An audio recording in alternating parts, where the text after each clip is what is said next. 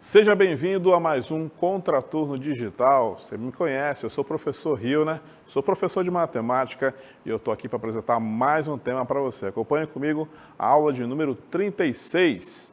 O nosso título, localização por meio de coordenadas cartesianas. Veja comigo também o detalhamento. Utilizar as coordenadas cartesianas em diferentes contextos. Nós vamos mostrar aqui como é que funciona, quais são os seus elementos e também trazer alguns contextos interessantes para a gente trabalhar cada vez mais as coordenadas cartesianas. Acompanhe aí a nossa aula. Para dar início à nossa aula de hoje, vou mostrar para vocês uma partida de batalha naval, que eu sei que você já brincou aí na sua infância e que tem a ver tudo aqui com o tema da aula de hoje. Acompanhe. Bem-vindos a mais um Semean Play. Hoje, para participar aqui do nosso quadro de Batalha Naval, eu trouxe dois participantes que têm ao todo aí 5 jogadas para chegar à vitória, hein? A nossa primeira participante veio direto de Humaitá, Valcineide. E o nosso segundo participante de hoje veio direto de Atalaia do Norte, eu estou falando do Mário André. Muito bem, vamos dar início então à nossa partida de Batalha Naval, começando então com a primeira jogada do Mário André. Mário André, qual é a sua primeira jogada? Eu vou escolher a casa D4. E o resultado de D4 é água. Portanto, vamos para o primeiro movimento da Valcineide. Valcineide, qual é a sua primeira jogada? E eu vou na casa D6. E o resultado de D6 é água. Então vamos para a segunda jogada do Mário André. Eu vou escolher agora a casa E6. E o resultado de E6 é explosão. Vamos então para a jogada da Valcineide. Agora eu escolho a casa B5. E o resultado de B5 é explosão. Vamos para a próxima jogada do Mário André. Eu vou escolher a casa F6. E o resultado de F6 é explosão e, portanto, afundamento do submarino da Valcineide. Portanto, Mário André acaba de vencer o nosso jogo da Batalha Naval. Esse, então, é o resultado final. Quero agradecer a participação aqui dos nossos dois participantes de hoje e, com isso, a gente finaliza a nossa partida. Eu vou deixar vocês, então, com o nosso próximo vídeo. Você viu aí nessa partida de Batalha Naval que foram utilizados aí elementos do plano cartesiano. Então, eu estou mostrando para você aí o nosso plano cartesiano e repare que, diferente ali da batalha naval, que utiliza letras e números, nós já temos apenas os números para identificar aí a linha e a coluna, o posicionamento dos nossos pontos. Então, você perceba aí que o posicionamento aí do ponto A, por exemplo, ele está na linha 3 e coluna 4, e assim também com os outros demais pontos, como o ponto B, o ponto C e o ponto D. E agora eu vou te mostrar os elementos do plano cartesiano no nosso próximo vídeo. A gente precisa ter em mente aí os seus elementos.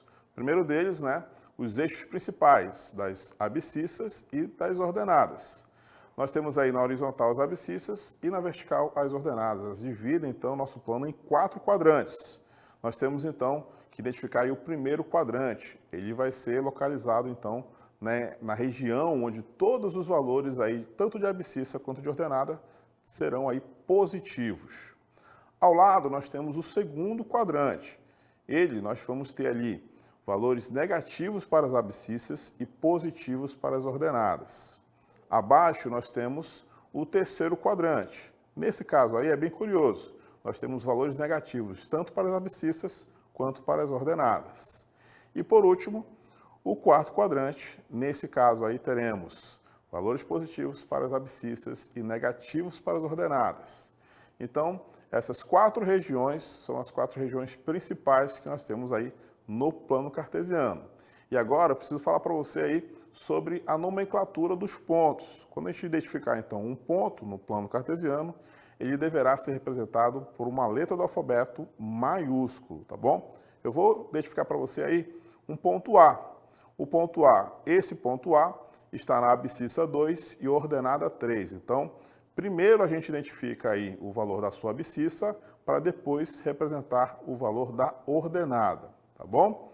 E se fosse no segundo quadrante? Eu vou identificar para você agora um segundo ponto, o ponto B, no segundo quadrante. Então ele vai ter aí valor de abscissa negativo e de ordenada positiva. Acompanhe comigo aí o ponto B e repare que ele está alinhado, né, com a sua abscissa e também com a sua ordenada e os valores aí, negativo para a abscissa, né, menos 3, e 4 para a sua ordenada. Agora nós vamos para o terceiro quadrante. Acompanhe aí comigo. Eu vou identificar para você aí o ponto C. Veja que ele tem negativo 2 na sua abscissa e negativo 2 também para a sua ordenada. E por último, nós temos aí um ponto D, este no quarto quadrante. Então, para esse ponto, nós teremos aí valor de abscissa positivo e de ordenada negativa. Acompanhe então aí a sua representação, ó, abscissa 1 e ordenada menos 3. Além disso, nós temos situações em que o ponto vai estar sobre o eixo. Vou mostrar aqui um caso. O ponto E, eu vou identificar ele em cima do eixo das abscissas. Então, esse ponto, como característica principal, ele vai ter a sua ordenada igual a 0. Então, repare, ele tem abscissa 5 e ordenada igual a 0. E também, de forma similar, um ponto sobre o eixo das ordenadas, ele vai ter sempre um valor de abscissa igual a 0. Vou identificar para você aí um ponto F, acompanhe aí comigo. O ponto F, como eu falei, vai ter aí abscissa 0 e, nesse caso aí, ordenada igual a 2. Então, esses são aí os principais elementos que a gente precisa entender para falar sobre plano cartesiano. Então, vamos ver alguns exemplos. Como primeiro exemplo aí, nós temos um mapa que está representando aí um bairro, né? Nós temos aí algumas ruas aí identificadas. Então, Mariana informou que mora numa rua entre as avenidas A e B e entre as ruas do hospital e da locadora. Então, vamos identificar aqui, ó, primeiro as avenidas. Nós temos aí a avenida A e B, né, identificados.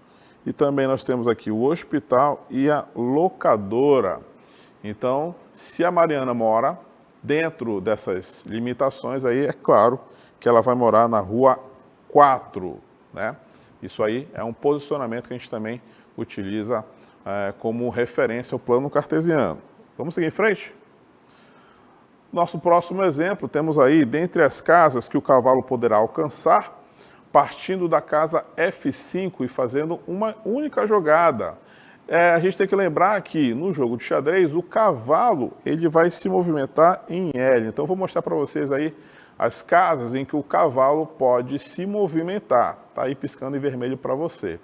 Então, para responder essa questão, a gente tem que posicionar esse cavalo aí na posição F5 e depois determinar aí quais são as casas em que o nosso cavalo pode se posicionar. Então, a gente observando direitinho aí, a gente vai verificar que a resposta correta é a letra A, ou seja, o cavalo estando na posição F5, uma das possibilidades vai ser G3 e outra vai ser D6, beleza?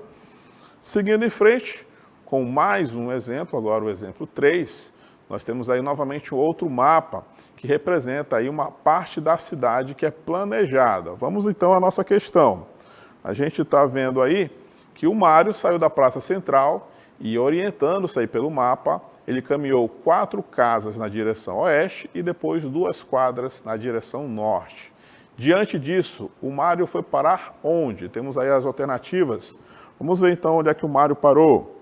Ele está partindo da Praça Central e, de acordo aí com as orientações, olha só onde o Mário vai parar. Ele vai parar na escola. Então a gente volta lá para a nossa questão e marca a resposta correta, a letra D. Ok? Mais um exemplo, olha só, outro mapa. Agora o Pedro quer localizar a igreja. Ele tem aí o mapa e, utilizando os conhecimentos aí de coordenadas cartesianas, qual vai ser a posição da igreja? Então, a posição da igreja, você está vendo aí no mapa, nós temos aí 2 e B. Então, a resposta correta vai ser a letra C, de acordo aí com os nossos conhecimentos no plano cartesiano. Beleza?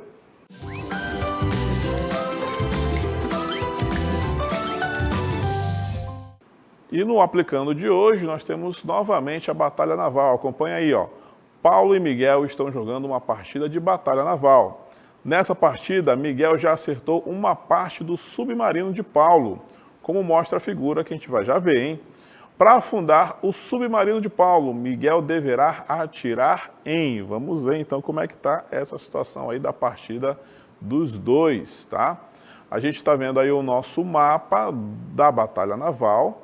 Temos aí também o posicionamento dos submarinos e também dos navios. Reparem que o submarino que está lá na parte superior já foi explodido ali em uma parte, né? Faltam duas. É exatamente isso que nós temos que responder à nossa questão. Onde é que o nosso amigo vai ter que atirar para afundar de vez esse submarino?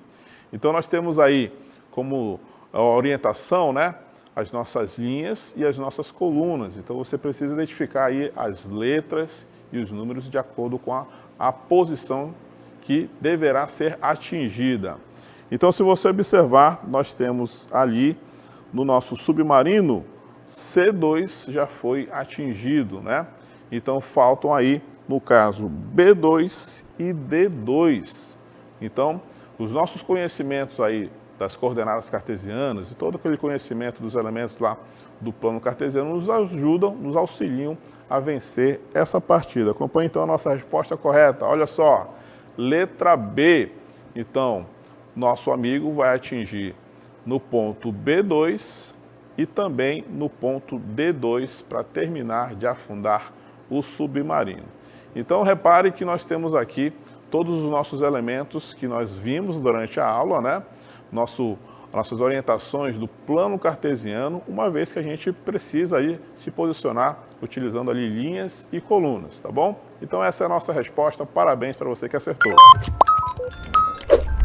Muito bem, então vamos relembrar aqui alguns elementos que nós vimos na nossa aula de hoje, como por exemplo, a divisão aí em quadrantes, né? Você está vendo aí o nosso eixo X, o eixo das abscissas, e o eixo Y, o eixo das ordenadas, dividindo então o nosso plano cartesiano em 4 quadrantes. O primeiro, o segundo, o terceiro, o quarto, nós comentamos aqui, né, que o primeiro terão aí valores apenas positivos, o terceiro, por exemplo, vai ter resultados apenas negativos, não é? E também nós temos aqui alguns pontos que estão sobre os eixos. Você está vendo aí a característica principal deles, né? Aqueles que estão alinhados com a abscissa terão ordenada 0. E aqueles que estão no eixo vertical, no eixo Y, terão abscissa igual a 0. Além disso, né, vamos mostrar aí na sequência alguns pontos que nós identificamos aqui no plano cartesiano. Então, olha só, o ponto A, por exemplo, está no primeiro quadrante. Perceba que os dois valores ali da coordenada é positivo, tanto o 3 quanto o 4. O ponto B, ele já faz parte do quarto quadrante, então ele vai ter abscissa positiva e ordenada negativa. O ponto C faz parte aí do segundo quadrante, ele tem então abscissa negativa, no caso aí menos 2, e ordenada positiva, no caso 3. E o ponto D, que está situado aí no terceiro quadrante, ele tem aí tanto a abscissa quanto a ordenada negativos. Então nós temos aí menos 5 e menos 2. Então nós temos aí também pontos tracejados, né, que identificam justamente ali o posicionamento deles com relação aos eixos.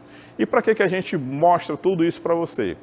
Não é somente para brincar aí de batalha naval. Nós temos aqui também uma situação bastante prática quando a gente vê mapa. Por exemplo, vamos ver o mapa aí, o mapa mundi. Acompanha comigo. Nós temos aí o mapa mundi e a principal referência que nós temos aí são as localidades, né? As cidades, por exemplo, nós temos aí que se identificar, né? Utilizando os conhecimentos das coordenadas cartesianas. Eu estou falando aí da latitude e longitude das aulas de geografia, tá certo? Então, no próximo mapa que você segurar, você tem que lembrar também do plano cartesiano e das coordenadas cartesianas. Então, esse foi a nossa aula de hoje. Eu espero muito que você tenha aproveitado bastante. A gente se vê, então, numa próxima oportunidade. Não esqueça de ver o nosso guia de estudos.